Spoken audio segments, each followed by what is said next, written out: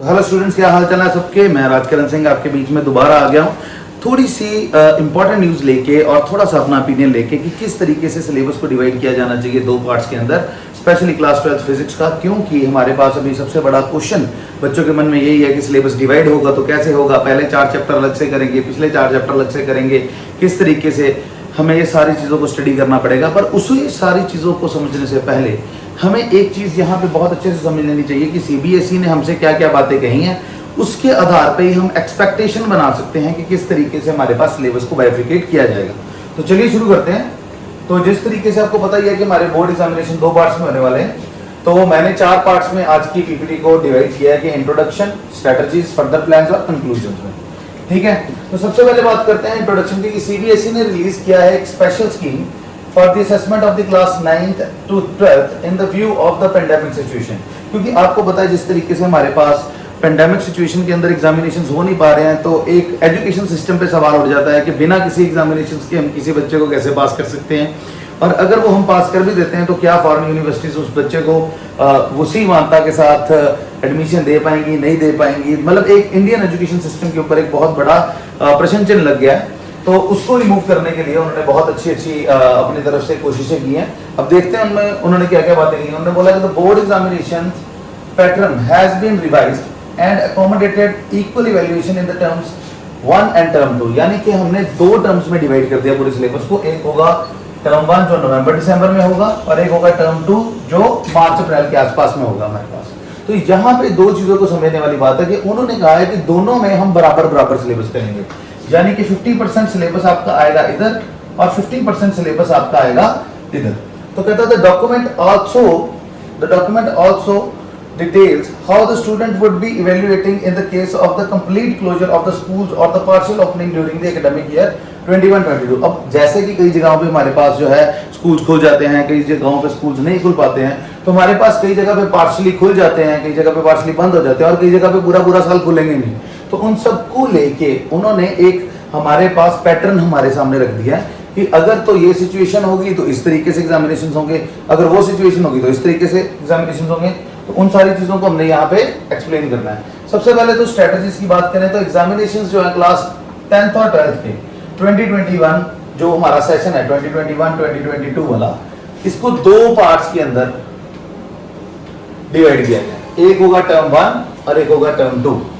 ठीक है, अब टर्म 1 और टर्म 2 में क्या है, देखो कंडक्टेड इन नवंबर दिसंबर। सबसे पहली चीज है कि नवंबर और दिसंबर के अंदर इसको कंडक्ट किया जाएगा। क्वेश्चन पेपर हमेशा एमसीक्यू का ही आएगा। अब एमसीक्यू में 2 चीजें इन्होंने ऐड की हैं कि हमारे पास एक तो केस बेस्ड क्वेश्चन होने चाहिए। केस बेस्ड क्वेश्चन यानी कि केस स्टडीज देखने को मिल सकती हैं या असर्शन रीजनिंग देखने को मिल सकती है आपको। यानी कि आपको इसके अंदर एमसीक्यूज और असर्शन रीजनिंग का मिक्सचर मिलेगा, और 90 मिनट का पेपर होगा ये। 90 मिनट का duration of the exam will B 90 minutes. और ये केस स्टडीज और रीजनिंग 2 चीजें मैंने आपको वैसे बता दी हैं कि हमारे पास असर्शन रीजनिंग और केस बेस्ड क्वेश्चन आएंगे। यानी कि केस स्टडीज पे हमें ज्यादा ध्यान देना है पढ़ते समय।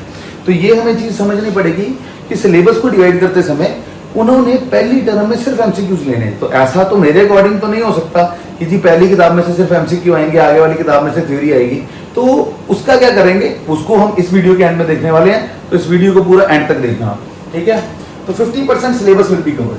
अब 50% सिलेबस कैसे कवर होगा इसे ही हमने समझना है, ठीक है। अब इसके बाद अगर बात करें हम टर्म 2 की, ये कंडक्ट होने वाला है मार्च अप्रैल 2022 में। Question paper will include the short plus long question. यानी कि ये पेपर थ्योरी वाला हो सकता है, ये पेपर थ्योरी का हो सकता है। So it will include theory. But इस सारे के अंदर उन्होंने एक बात बहुत ही ज्यादा बार रिपीट की है, concepts concepts concepts concepts concepts. यानी कि अब इंडियन एजुकेशन जो है वो मेमोराइजेशन से कंसेप्ट की तरफ बढ़ रही है। अगर ये हमारे लिए अच्छी अपॉर्चुनिटी है एक अच्छे स्टूडेंट्स को जनरेट करने की जिनके कंसेप्ट क्लियर हो, जिनको पता हो हम कर क्या रहे हैं। रटने वाले स्टूडेंट्स जो हैं वो मेरे अकॉर्डिंग इस नई एजुकेशन पॉलिसी जैसी हमारी आ रही है उसमें ज्यादा देर टिक नहीं पाएंगे। समझने वाले बच्चे जो हैं वो टिकेंगे। सो काइंडली जो भी पढ़ो समझ के पढ़ो। तो if the situation is not appropriate then the 90 minute MCQ will be conducted। यानी कि अगर आपका मार्च अप्रैल में कोरोना है, मार्च अप्रैल में कोरोना है, तो पेपर 90 मिनट में कन्वर्ट हो जाएगा ये वाला।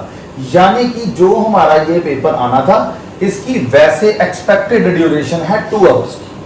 ड्यूरेशन ऑफ द एग्जाम कितनी थी 2 आवर्स की। बट अगर सिचुएशन हमारी अप्रोप्रिएट नहीं है, स्कूल खुल नहीं पा रहे हैं, तो हो सकता है कि स्पेशल सॉफ्टवेयर के तहत या ऑफलाइन या ऑनलाइन कैसे करेंगे, ये अभी उन्होंने जो है वो डिक्लेयर नहीं किया है। तो यहाँ पे जो बेसिक उन्होंने 3-4 चीजें की बात की है कि अगर सिचुएशन हमारी क्लियर नहीं है तो 90 मिनट के अंदर उसको ट्रांसफर कर दिया जाएगा। यानी कि हमारा जो एग्जामिनेशन है उसे 90 मिनट्स में कर दिया जाएगा अगर हमारी सिचुएशन ठीक नहीं है। और इसमें भी हमारा बाकी का बचा हुआ 50% सिलेबस कवर होगा। यानी कि टर्म 1 में आने वाला सिलेबस टर्म 2 में नहीं आएगा। ठीक है, तो ये चीज को हमने ध्यान में रखना है कि सिलेबस की बाइफिकेशन उन्होंने इस हिसाब से करनी है कि सारा का सारा सिलेबस कवर करना है, एंटायर सिलेबस कवर करना है उन्होंने। बट जो टर्म 1 में आ गया वो टर्म 2 में नहीं आएगा। तो उसके हिसाब से ही हमने बात करनी है। सबसे पहले कंडीशंस बतानी चाहिए। अब फर्दर प्लान्स क्या है, कहता if the situation of the pandemic improves, ठीक है, the term 1 and term 2 examination will be conducted at the school और एग्जामिनेशन सेंटर्स और theory will be distributed equally.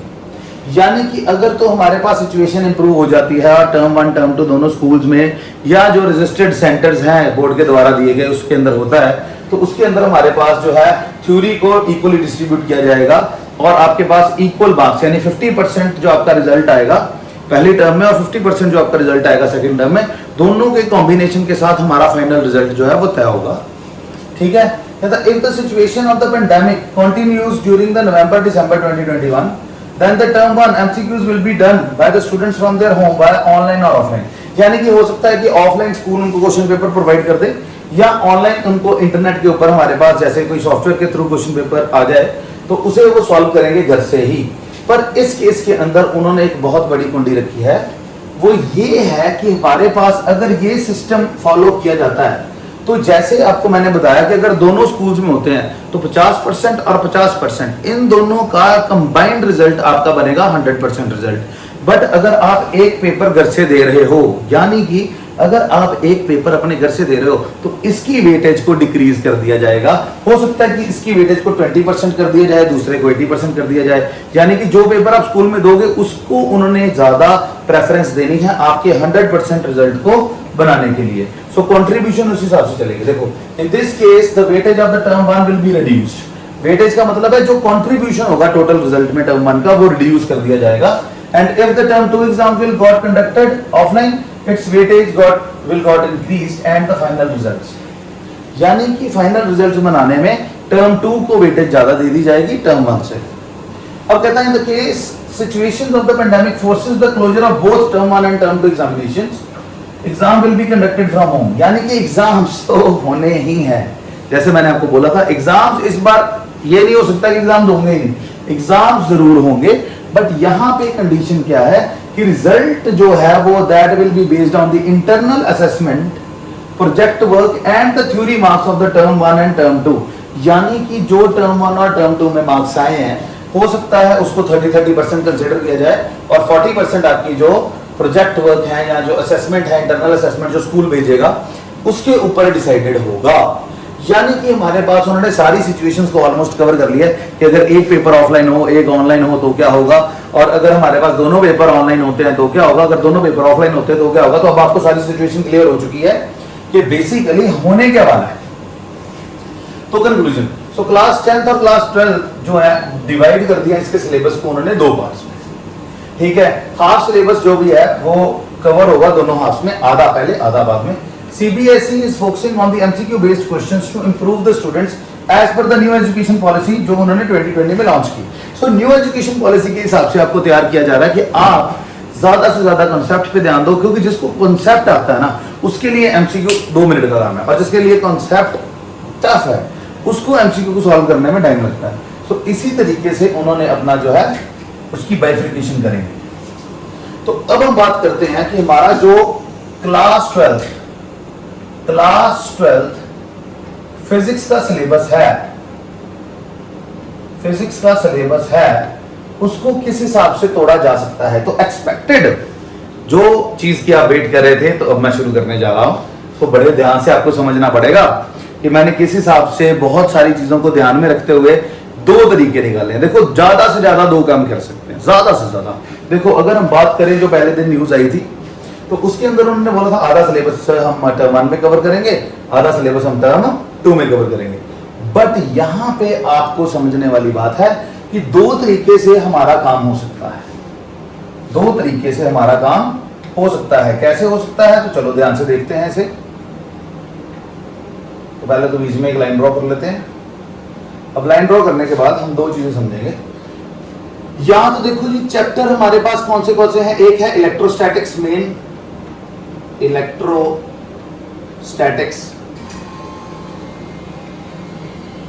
एक है current electricity, current electricity,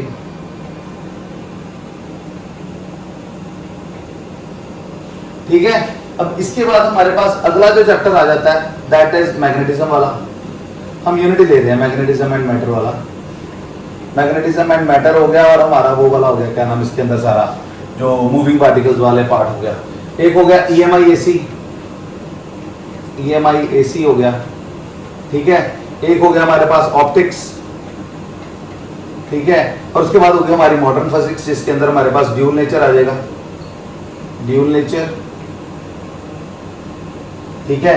dual nature के बाद आ जाएगा atomic, atoms nuclear वाला, एटम्स न्यूक्लियर,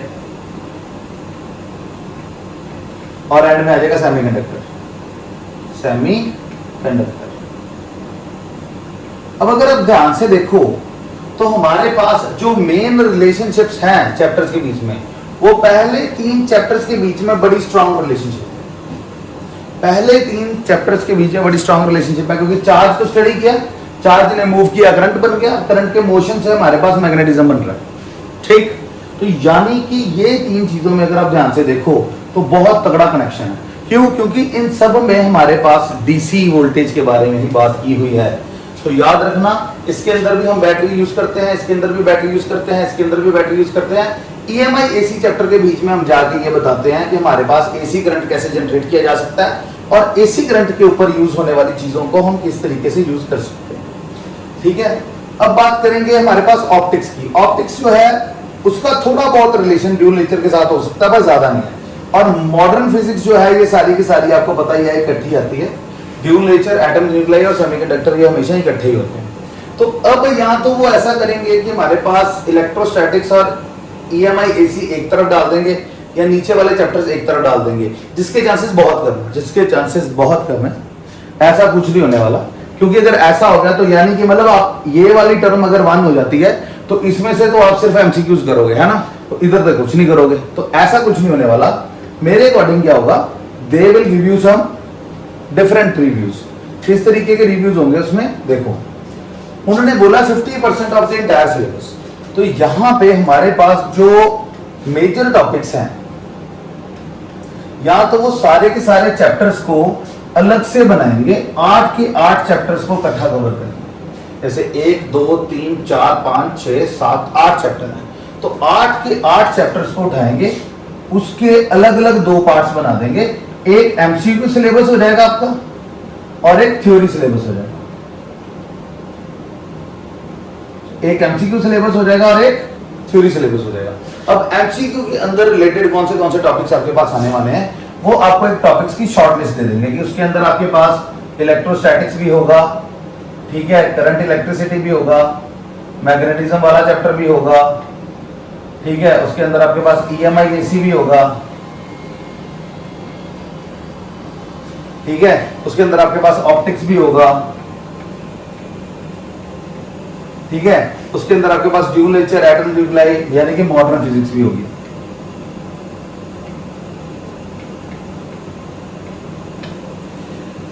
तो इस तरीके से 2 तरीके की बाइफर्केशन हमने यहाँ पे स्टडी की है कि या तो टर्म 1 ऊपर वाला कंसीडर कर लेंगे और टर्म 2 नीचे वाला कंसीडर कर लेंगे, जिसके चांसेस 10% भी नहीं।